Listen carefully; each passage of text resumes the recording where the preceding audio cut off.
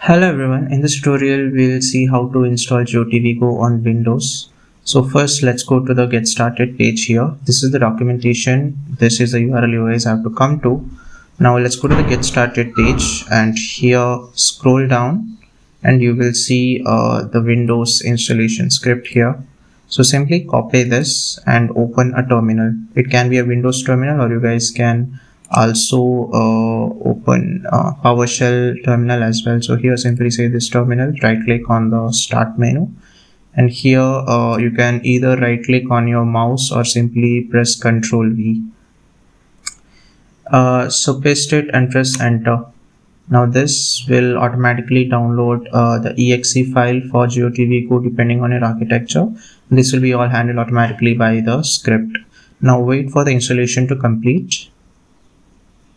The installation is completed and it says remember this folder. Now this command will not be accessible from all places in the terminal. This feature will be implemented in the future, but currently the Windows installation script only supports just downloading the exe file and storing it in this particular folder. So the next time when you come, you guys need to remember this folder, and so here there's a dot. This is your user folder, and after that you will have the folder called .jiotv_go. Now once you have installed it, it says start by running this, so I'll just copy that, press enter, and you see all the commands available. Now to start the server, you guys can simply run jiotvgo.exe space run, press enter, and this will start your server, and simply control and click on this URL. It will open in the new browser. It will ask for you to log in. You guys can log in here, and you also have the password login options as well.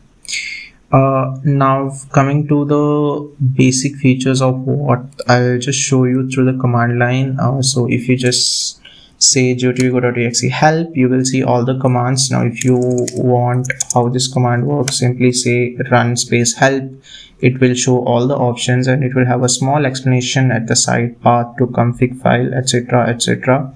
And if you guys want to access this on other devices on your local network, you guys need to run like this, run, and simply click public. Now this will make, and it will, in Windows you will get this pop-up saying do you want to allow public and private networks to this app. Simply press say hello. It just the Windows file is just asking you the permission so that it can expose this server on your local network. So this is a very simple way how you can run JioTV Go on Windows. Now if I close this terminal, if I open it here, simply type .jiotvgo_. So say cd.jiotv_go, you will come in this folder. Now you can use JioTV Go command simply. So we also have login feature, EPG, auto start, and we also have background feature. Now suppose if you want to start the application in the background, you can say JioTV BG and say run. Now this will automatically start the JioTV Go server in the background, so there won't be any waiting command section here. So it says successfully go in the background. So if you go to the browser and check again, it will be live over here. Now once you have started, you can close this. It's all right, but make sure you kill the JioTV Go when you are not using it. So to do that, simply say bg kill. It will kill it. So now if I refresh, obviously the server will be offline. Right, so that was the basic features here, and if you are interested in the EPG section, we can run EPG gen. This will automatically generate a new EPG file and use EPG in your IPTV services if you are exposing this server, if you are using the same server on your IPTV apps and players as well. And you can also use this on your simple VLC player also. So yeah, that's it. And if you want manual guide, if you guys do not want to use this automatic script, you guys can come to this Windows section and see here we have manual installation. Manually download the latest release from here.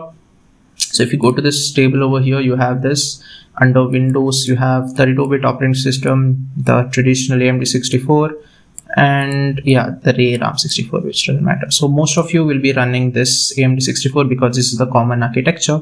However, if you still have confusions in what is your architecture, you guys can just copy this command and paste it in the terminal and see for yourself. Here it's a 64-bit. That means it is this AMD 64.